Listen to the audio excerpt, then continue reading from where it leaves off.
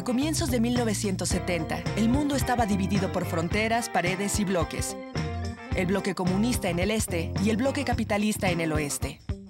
El planeta era un campo de juego en el que cada bloque corría en la carrera armamentista y jugaba a hacer la guerra en países pequeños. En Vietnam, el ejército estadounidense apoyaba al sur en contra del norte comunista. Estaba sumergido en un conflicto sangriento y nada popular. Para escapar de la sucia guerra, muchos jóvenes norteamericanos cruzaron la frontera a Canadá.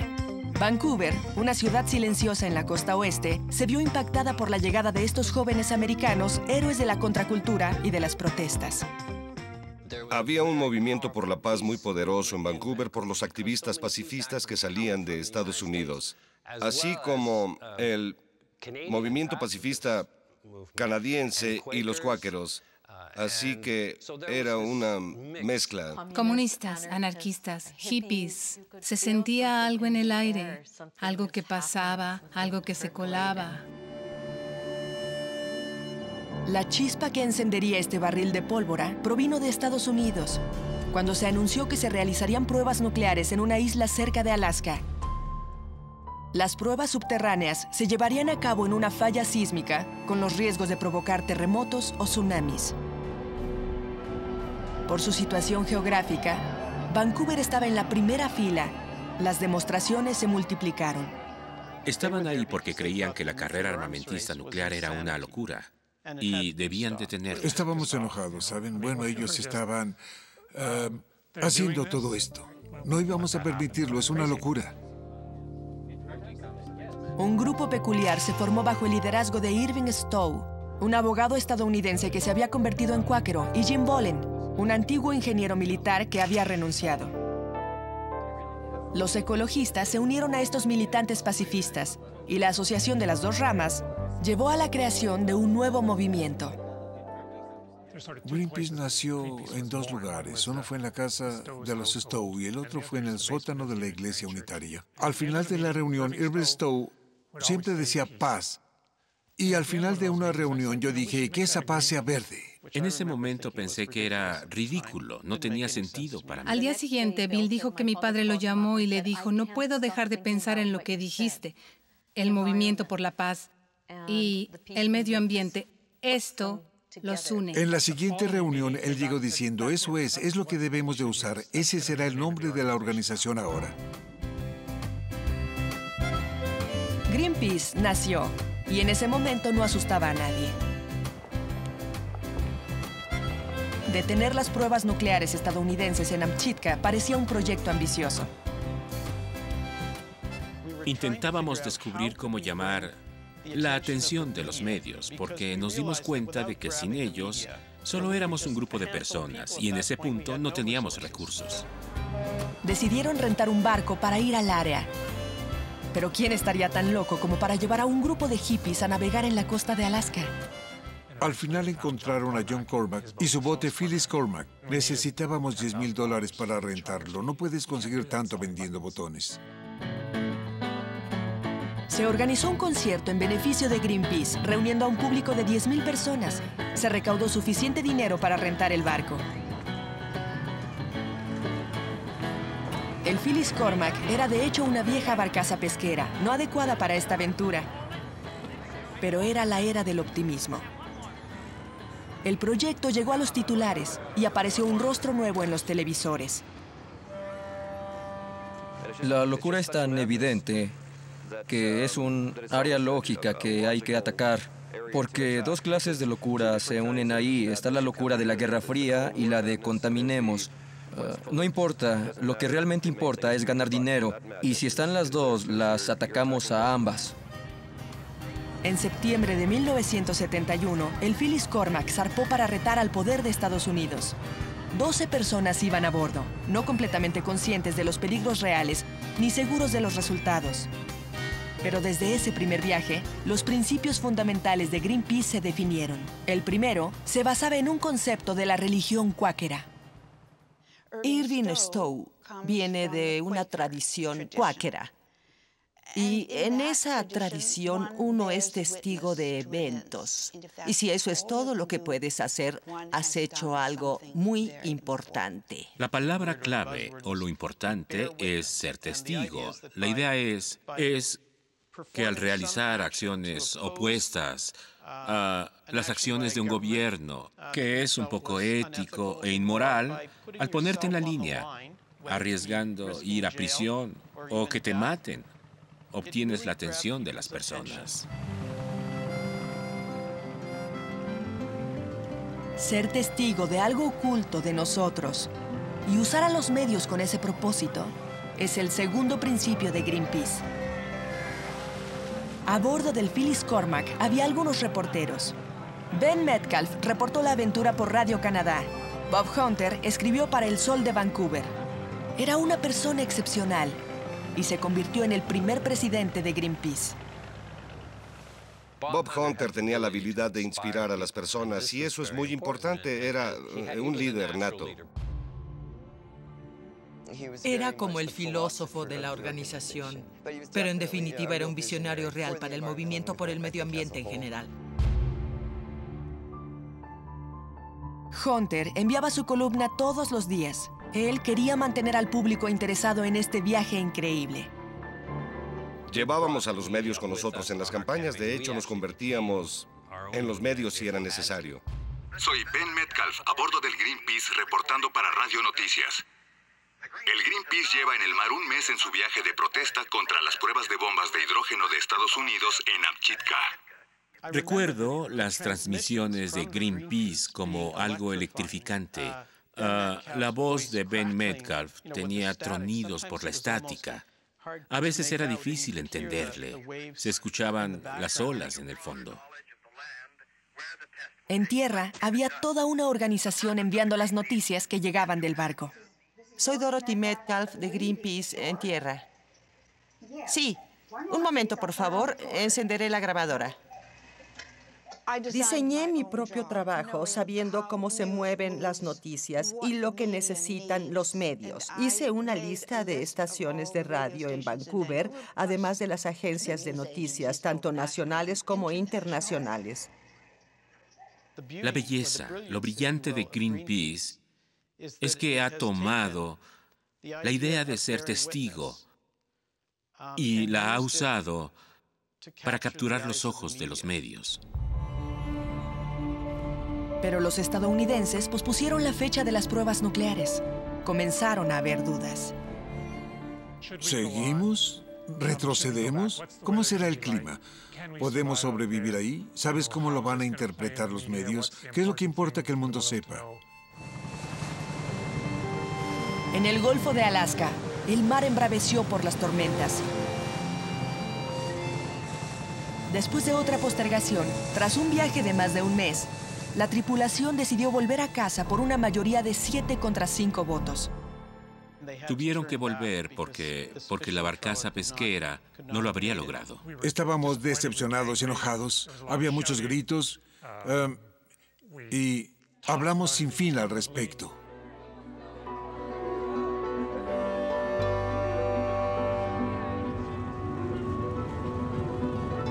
Volvieron a puerto tras 45 días en el mar. Detrás de las sonrisas había amargura y un sentimiento de fracaso. Jim Bollen sugirió deshacer el movimiento. Bob Hunter lo disuadió. Había logrado crear un evento mediático. El método Greenpeace había sido definido y pronto vieron que tenían razón. Estados Unidos lanzó su bomba en noviembre de 1971. Se suponía que habría 5 pruebas más.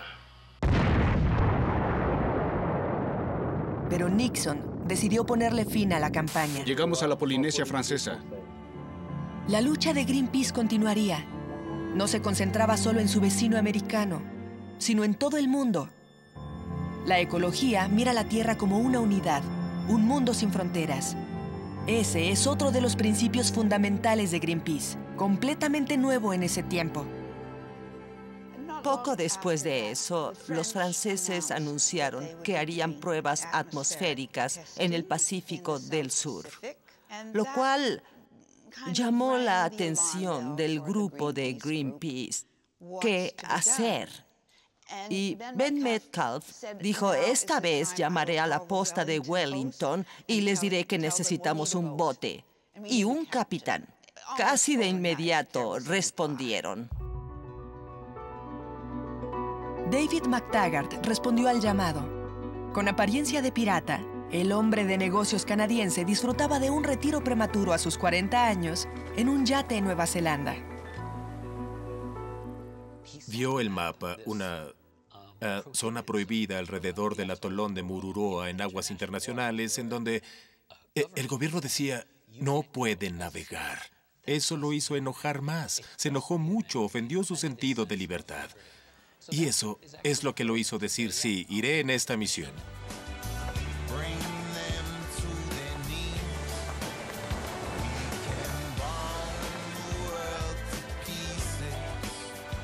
De hecho, navegó en su pequeño bote a una zona de pruebas nucleares sin saber si la bomba sería lanzada o no. Y retó a una de las fuerzas militares más grandes del planeta. McTaggart llegó al atolón de Mururoa después de navegar 4.700 kilómetros.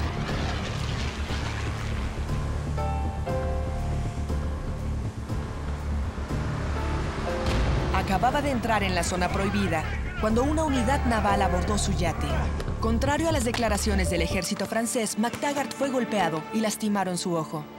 Estas fotografías tomadas por un miembro de la tripulación se han difundido e hicieron a McTaggart famoso alrededor del mundo.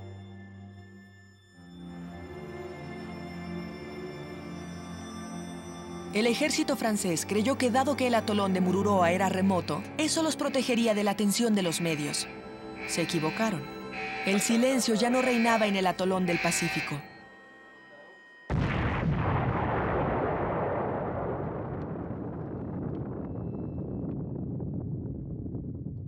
Un año después, Francia decidió detener las pruebas nucleares atmosféricas.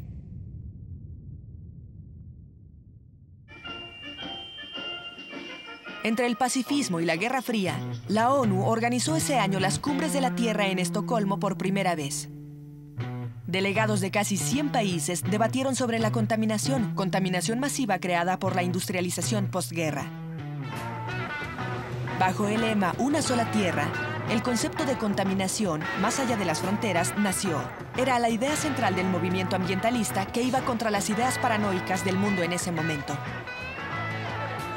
Por otra parte, en la contracultura, para los grupos de jóvenes pacifistas que acamparon afuera de Estocolmo, la idea de frontera ya era algo obsoleto. Esa era la idea de los fundadores de Greenpeace, y solo necesitaban darle vida, pues el medio ambiente aún no era noticia de primera plana. Había personas en el grupo que sentían que deberíamos concentrarnos en las armas nucleares, pero había un problema de ecología mucho mayor que queríamos solucionar. Uno de los objetivos, el más importante en ese momento, era que el medio ambiente fuera un tema importante. Queríamos hacer algo grande, a una gran escala, que todo el mundo viera y comenzar un movimiento ecologista. Y por eso terminamos decidiendo hacer la campaña de las ballenas. Bob, en especial, lo vio como una gran oportunidad para lo que él llamaba la bomba mental. Las ballenas podían ser un símbolo de ecología y de vida animal.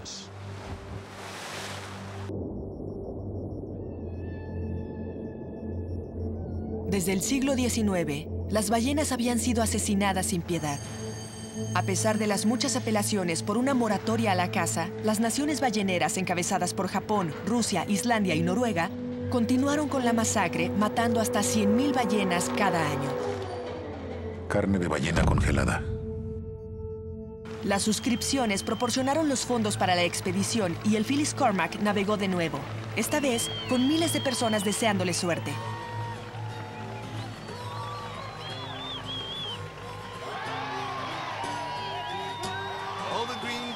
Sailing, they're crazy as hell. They'll be riding the big ocean in a hollowed out shell. They'll probably get seasick or they'll probably go blind. They're probably on drugs or at least out of their minds. But what is a whale? Greenpeace aún no era una organización muy conocida, pero el equipo se estaba haciendo internacional. Tenemos dos cosas. Una de ellas es que queremos decirle a todo el mundo que no somos solo un bote canadiense con tripulación canadiense.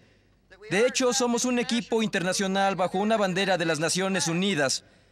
Tenemos personas de todo el mundo que pueden hablar muchos idiomas.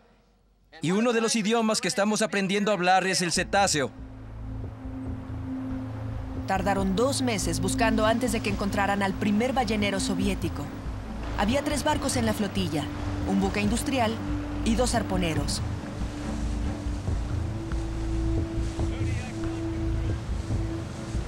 Era hora de lanzar los zodiacos inflables. El zodiaco, un nuevo ingrediente, completó el método de Greenpeace. Es un matadero flotante de ballenas. Terrible. Huele horrible. Hay una gran pipa saliendo de un lado del barco y sale sangre de esa pipa. Y el olor puede olerse desde una gran distancia. Es una escena de muerte. La idea de Greenpeace era simple: quedar entre las ballenas y los arponeros para evitar que dispararan.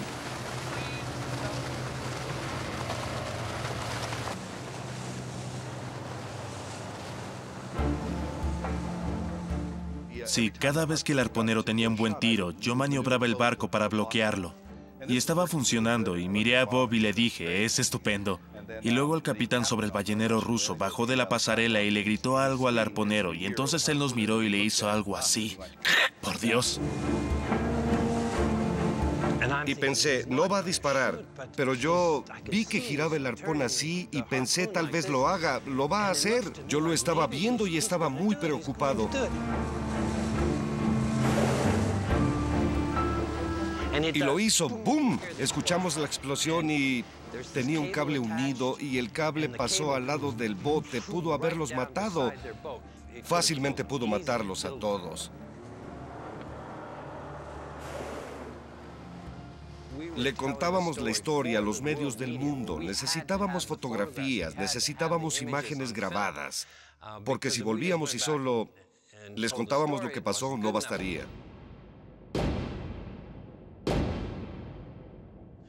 Un bote frente a un arpón, salvando a una ballena. Esa simple imagen declaró con una única toma lo que era, ¿saben?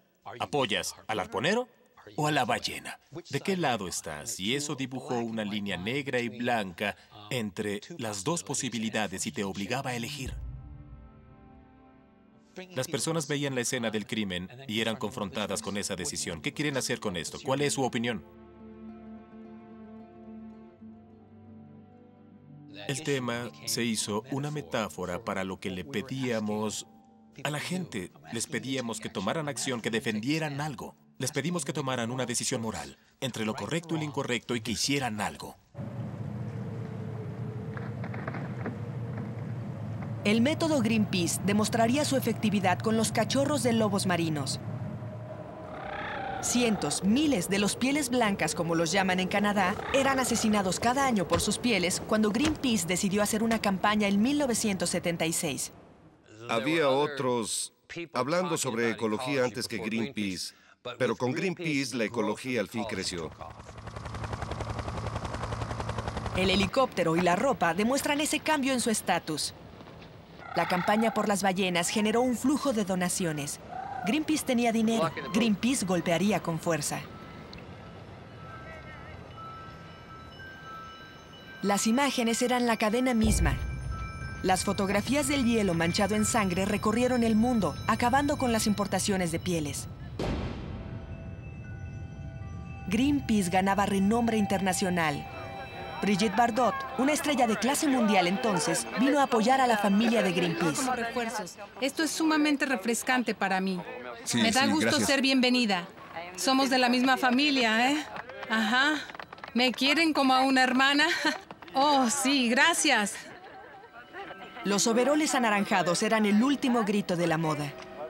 Logramos cierta atención para la ecología, pero también para nosotros mismos, y ahora Greenpeace era famoso.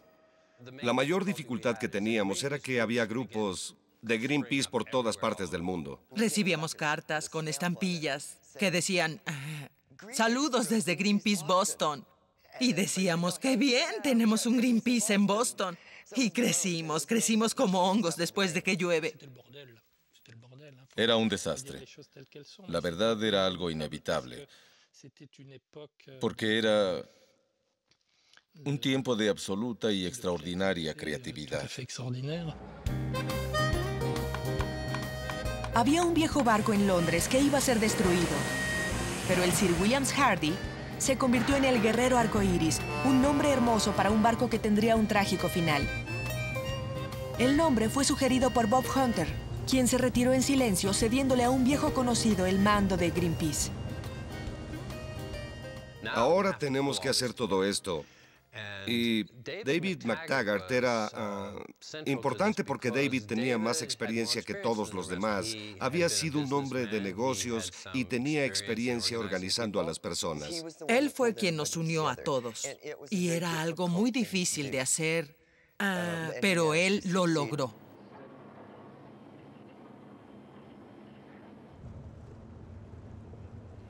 La respuesta es sí. Queda bajo arresto. Bien, lo llamaremos en un momento, por favor. Muchas gracias. Sí, gracias. ¿Ahora qué? La visión de David era construir una organización que se encargara de los temas que no se hablan a nivel nacional. Los temas más allá de las fronteras internacionales. Ahí es donde él veía los huecos. El antiguo hombre de negocios vio a Greenpeace como una multinacional verde. Mudó las oficinas a Ámsterdam. La independencia financiera estaba asegurada por las donaciones de los miembros en constante crecimiento de la organización.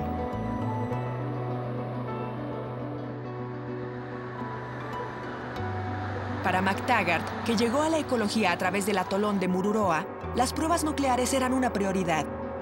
Y el tratamiento de desechos de las plantas nucleares le permitió a Greenpeace revelar otro escándalo.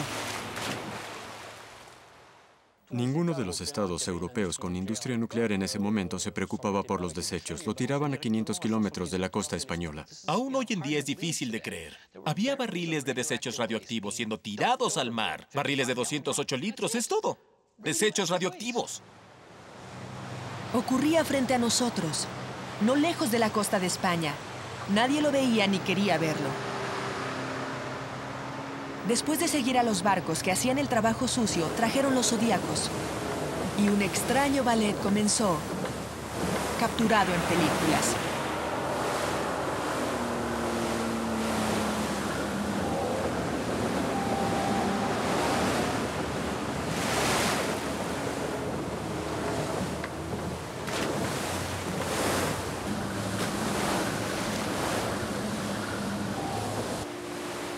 Pero esto no era un juego.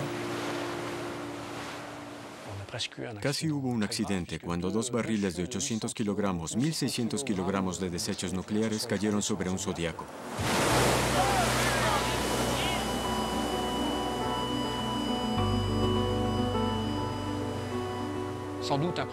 Debía haber tenido una premonición, porque presioné el botón y obtuve toda la secuencia de los barriles. La fotografía recorrió el mundo y se publicó cientos de veces. La conexión entre las acciones, la fotografía y el resultado de la campaña en menos de 6 meses fue espectacular.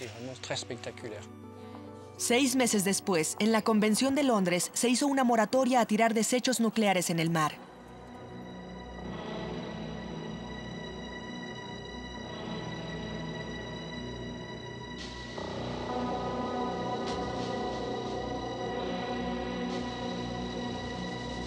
Más fondos significaban más métodos de comunicación sofisticados que serían explotados, como este comercial hecho en 1982 por el fotógrafo David Bailey.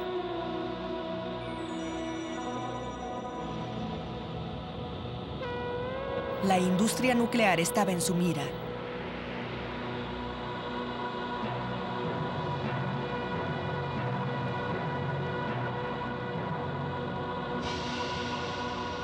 Energía nuclear. ¿Vale la pena el riesgo? Greenpeace. Cuando atacas a la industria nuclear global, no es como una fábrica local pequeña. Hay veces que dices, estamos en contra de algo enorme. ¿Podremos hacer que las cosas cambien? Lo más difícil para la organización es seguir a un blanco, como ese de grande, ya sea una corporación o un gobierno, o debe ser tan pequeño que crean que no vale la pena ponerte atención, como un mosquito que los pica, o tan grande que no puedan contra ti. El punto más peligroso está justo en medio. En el verano de 1985, Greenpeace estaba navegando en esa área intermedia, ni muy pequeña ni muy grande, y víctima de la paranoia.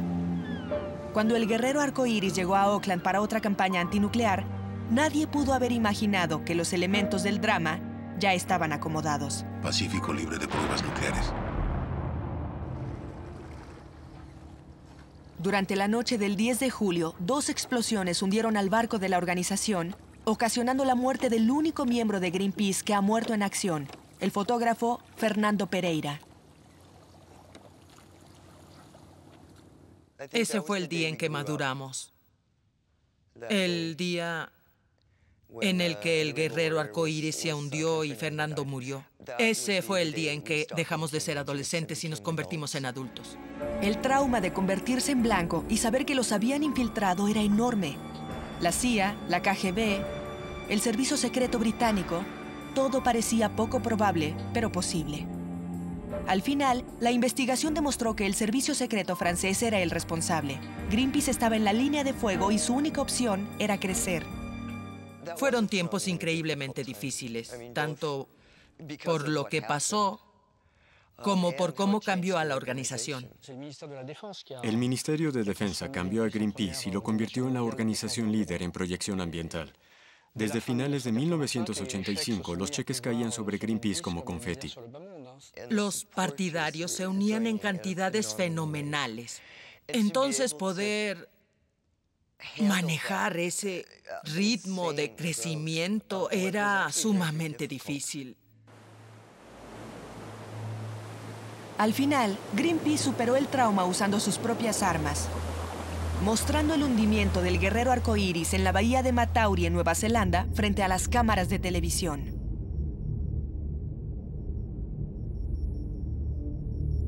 Con más de 1 millón de miembros, Greenpeace necesitaba movilizarse alrededor de un ambicioso proyecto. Había mucho dinero entrando, con tanta atención sobre la organización. Teníamos que apegarnos con cuidado a lo que estábamos haciendo. Greenpeace se lanzó a un proyecto un poco loco para salvar la Antártida. La Convención de Wellington, bajo el pretexto de proteger al continente, autorizó la exploración de sus recursos mineros, lo cual abrió la puerta a grandes compañías que solo buscaban eso.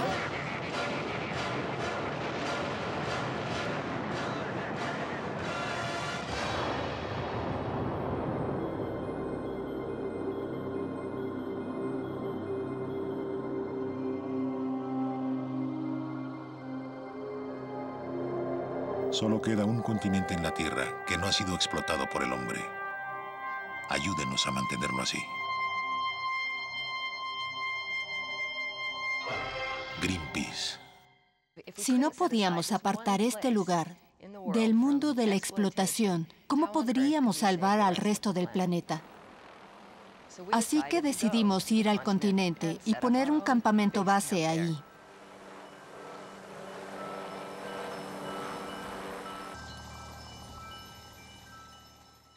Estábamos en un lugar en donde podíamos saber de qué estábamos hablando.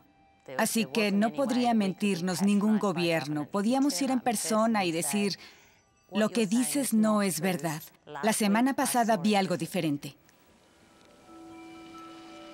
La construcción de una base demostró no solo la capacidad logística de la organización y su fuerza financiera, sino que significó que debía ser invitada a las discusiones internacionales. La campaña de la Antártida subrayó el cambio en la estrategia de Greenpeace y en su cultura. La organización comenzó a trabajar detrás de escena, presionando, algo muy diferente a su acción directa de siempre.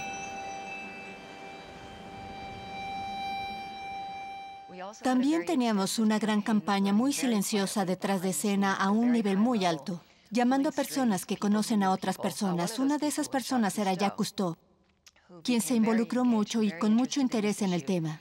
y que en un punto lanzó una petición en Francia que recibió algo así como 1 millón de firmas. La ironía es que la situación política en Francia ayudó mucho a Greenpeace. Michel Rocard acababa de ser nombrado primer ministro y una de sus tareas era reparar el daño causado por el hundimiento del guerrero arcoíris. Michel Rocard me llamó y me dijo, Bryce, debemos quitar esta mancha del honor nacional. Nunca debimos haber hecho algo así. Ven y ayúdame a crear una política ambientalista fuerte. Y nos enfocamos en el Pacífico. ¿Qué podíamos hacer por el medio ambiente en el Pacífico Sur? Nunca olvidaré que en 1989 me llamó la persona con quien trabajábamos en la Fundación Cousteau. Me llamó y me dijo, Kelly, Francia va a abandonar el Tratado de Minerales y optará por la protección del medio ambiente. Y yo dije, ajá, sí, claro, suena muy bien. Y dijo, Kelly, acabamos de ganar la campaña. Que un país decidiera abandonarla fue un enorme logro. Y poco tiempo después logramos que Australia hiciera lo mismo. Así que ya solo era cuestión de tiempo. Las primeras piezas de dominó habían caído y habría una reacción en cadena y el resto del mundo comenzaría a caer poco después. Y eso es justo lo que pasó. La Antártida fue salvada. Bajo el Tratado de Madrid de 1991, el continente se convirtió en una reserva natural. Todas las actividades mineras fueron prohibidas por un periodo de 50 años. Greenpeace, que había invertido mucho dinero en esta aventura, podía saborear la victoria, pero su éxito tenía un lado negativo. Dado que se mantuvo trabajando detrás de escena, era básicamente invisible. La organización se benefició poco de esto.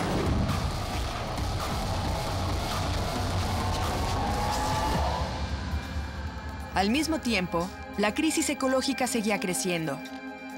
El hoyo en la capa de ozono, el desastre nuclear en Chernobyl, el químico en Bhopal, el efecto invernadero, la destrucción de la selva amazónica. Por primera vez, el medio ambiente era una gran preocupación. ¿Qué legado dejaríamos para los niños del planeta?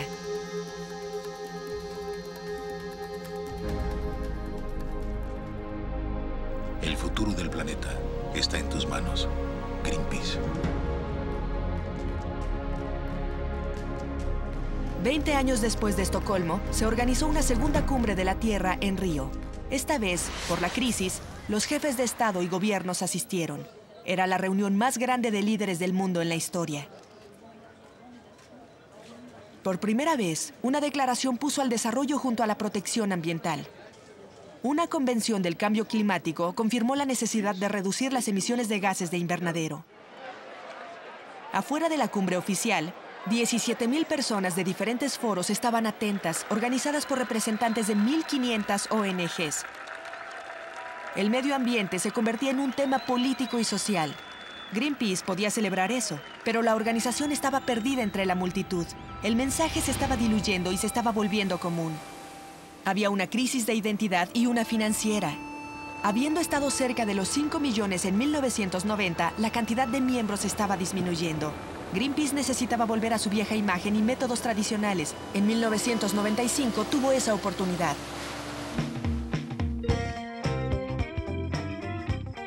Desde 1970, y por el aumento en los precios del petróleo, el Mar del Norte se había convertido en un campo de plataformas petroleras que salían como hierbas. Pero las plataformas estaban envejeciendo. ¿Cómo podían desecharlas? Shell fue la primera compañía en enfrentar el problema y tenía una solución muy simple: enviarlas al fondo del mar. Las compañías petroleras pretendían tirar en el medio ambiente instalaciones del tamaño de la Torre Eiffel. Desechos tirados en el mar, una posible confrontación directa. Era una oportunidad muy buena. Greenpeace una vez más lanzó a sus zodiacos. Una feroz batalla comenzó por ocupar la plataforma de Brent Spar. Desde el helicóptero podíamos mirar y vimos pequeñas lanchas cruzando el agua con cañones de agua apuntándoles.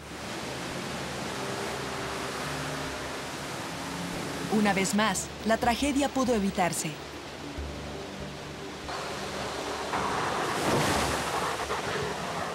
Creo que tanto Al como yo nos dimos cuenta en ese momento de que la tripulación de ese barco no tendría problemas matándonos.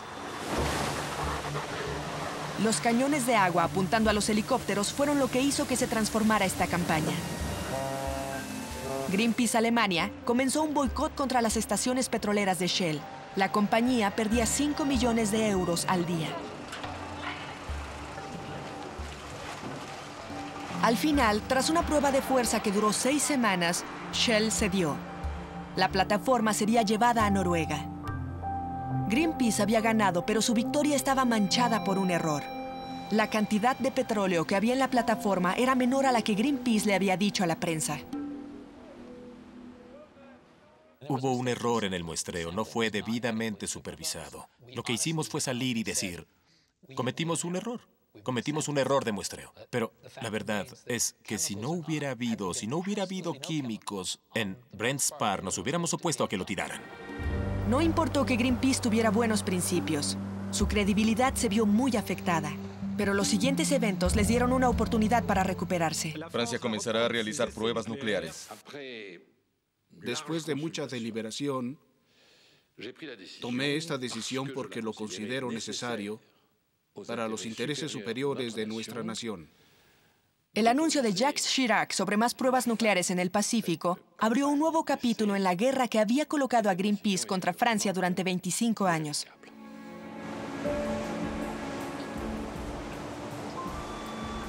Greenpeace reaccionó deprisa, usando la fuerza excepcional de 2 barcos y un helicóptero. Se dirigieron a Mururoa.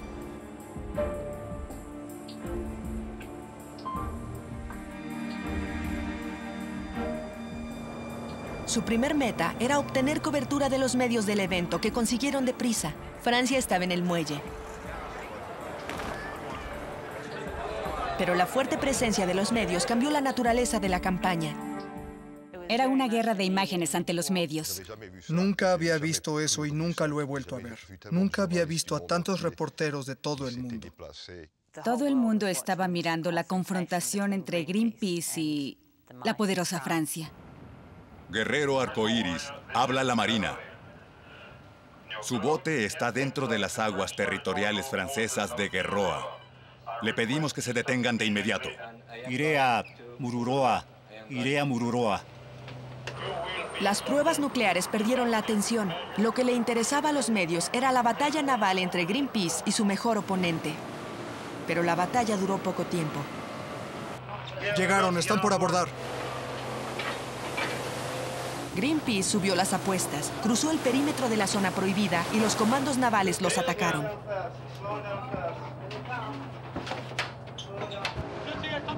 En 2 horas, Greenpeace perdió sus 2 barcos y la batalla por las imágenes.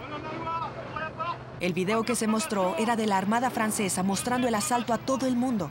El video de Greenpeace no pudo enviarse. Estas son las últimas imágenes que se obtuvieron. Este es el Guerrero Arcoíris. Guerrero Arcoíris.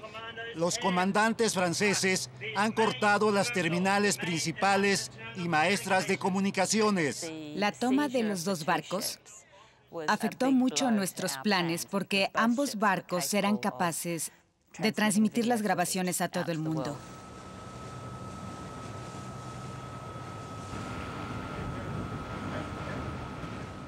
En el sentido de no haber seguido el plan, fue un fracaso.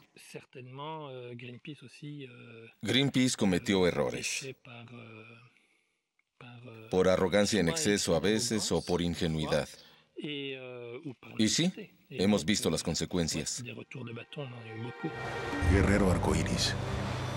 En cuanto la batalla naval terminó, los medios se retiraron y Francia continuó con sus pruebas subterráneas. Aunque Jacques Chirac rectificó la prohibición con pruebas nucleares un año después, la dudosa efectividad de la operación y que les confiscaran el equipo por meses hizo que Greenpeace reconsiderara sus métodos de acción en un mundo que cambiaba deprisa.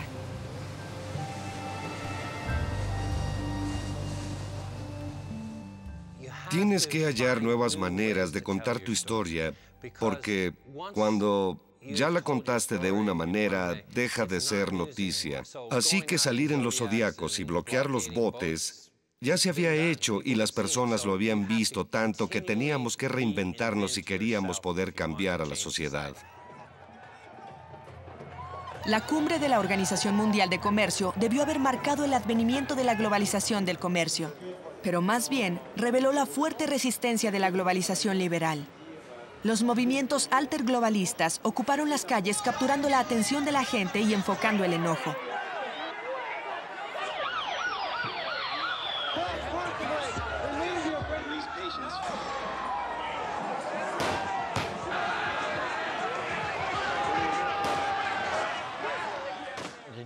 Greenpeace estaba presente en Seattle, pero de manera muy limitada, trabajando en temas técnicos específicos, que eran el campo de Greenpeace, el lugar del medio ambiente en el comercio internacional, pero no se estableció dentro del movimiento en ese momento. ¿Dónde están nuestros derechos constitucionales? ¡Denme mis derechos constitucionales y así los tendremos todos! ¡Para mí no eres nadie! ¡Fuera! ¡Largo! Una violencia inesperada tuvo lugar en Seattle y los puntos de referencia se resquebrajaron. La ecología debía ser integrada a los movimientos del comercio internacional, al igual que otros valores no comerciales como los derechos humanos o los derechos fundamentales de los trabajadores. La ecología no podía definirse como la protección de recursos, sino que debía incluir el compartir esos recursos, tomando en cuenta la necesidad de los países del sur en desarrollo. La dimensión norte-sur de estos problemas no era parte del acercamiento de Greenpeace. Pero Greenpeace necesitaba ubicarse a sí mismo en relación a ese movimiento.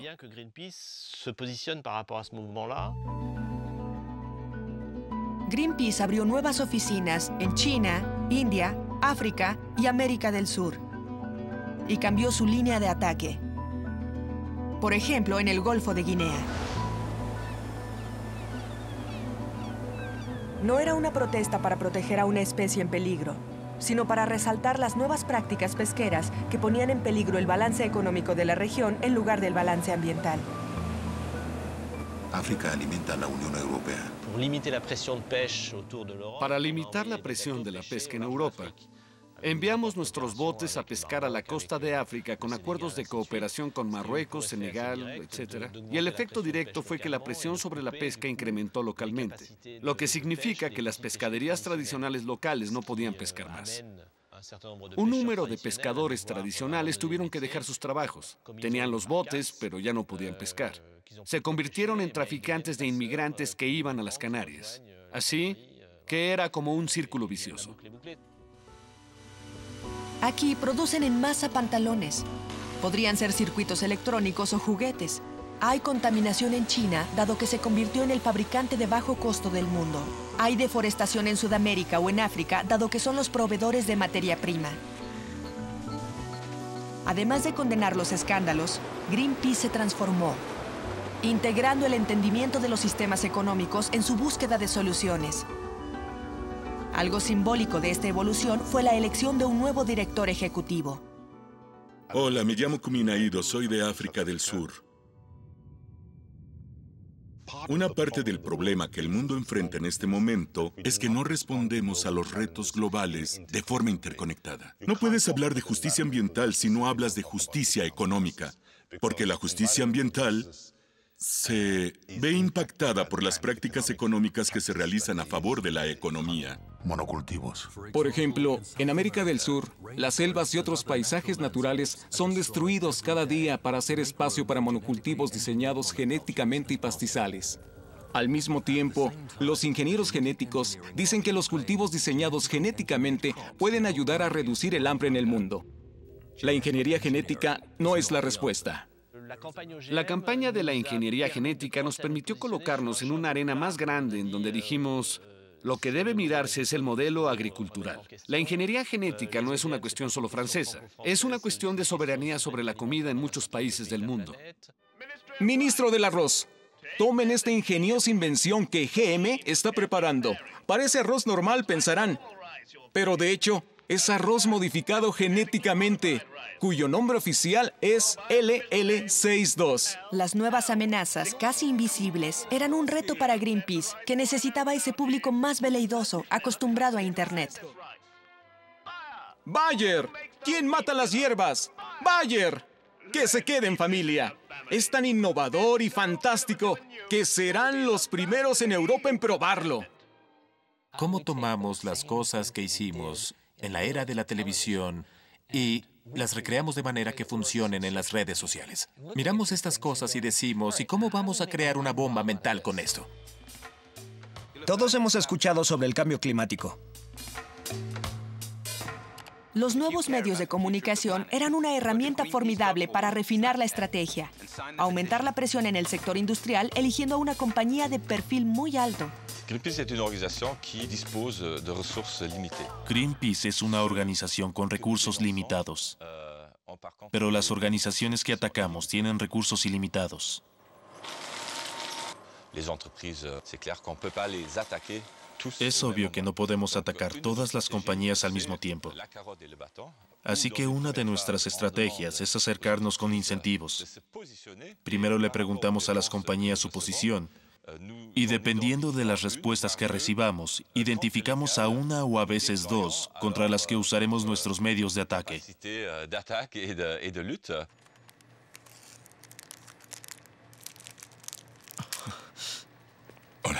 Hola. El impacto de su campaña contra el uso de Nestlé del aceite de palma, que aumenta la deforestación, fue impactante. Se vio 1.5 millones de veces en 2 meses en Internet y obligó a Nestlé a dejar de usar aceite de palma.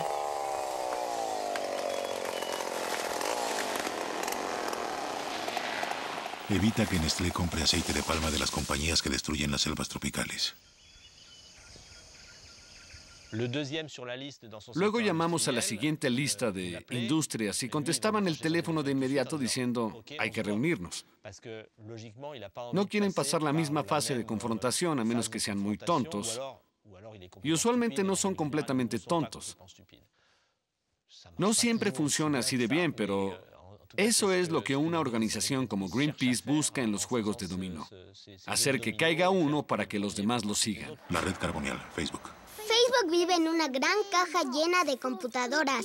Facebook en la caja come mucha comida especial llamada electricidad, pero Mark Zuckerberg eligió el carbón sucio y viejo. Podría cambiar de opinión y usar otro tipo de energía que... La misma estrategia se usó contra Facebook, junto con mucha publicidad, en el territorio que Greenpeace buscaba ocupar, el de las redes sociales.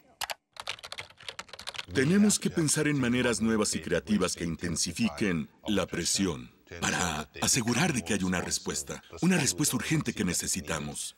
El otro reto que tenemos es el del ambiente de medios globales en que estamos operando, el cual ha pasado a promover un tipo de cultura particular, una cultura de sobreconsumo, una cultura de violencia y con todas esas cosas en nuestra contra, como activistas debemos ser mucho más creativos, mucho más innovadores y elevarnos por encima de ese mensaje dominante. Hay 2 cosas que lo hacen más difícil ahora.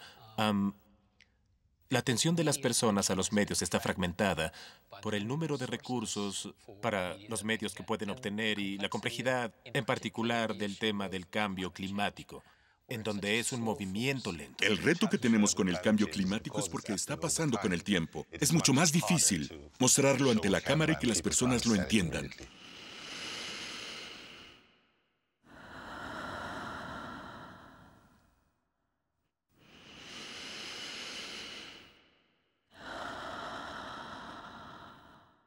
El cambio climático es la peor amenaza ambiental que como civilización, como personas, como planeta enfrentamos. Si no lo resolvemos, se acabó, será el fin.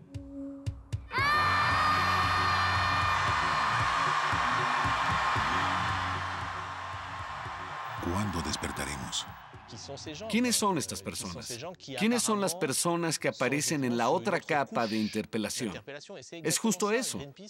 Greenpeace es la organización independiente en una de las capas de gobernabilidad que no existen en realidad. Un fenómeno gracioso de Greenpeace es que cuando miras hacia atrás parece que todo es obvio. Cuando lo miras parece imposible y todos creen que estás loco y que no puedes hacer eso. Pero cuando miras hacia atrás, ves que era algo inevitable. Tenía 23 años cuando pasó. Si ustedes tienen esa edad ahora, solo háganlo, solo vayan y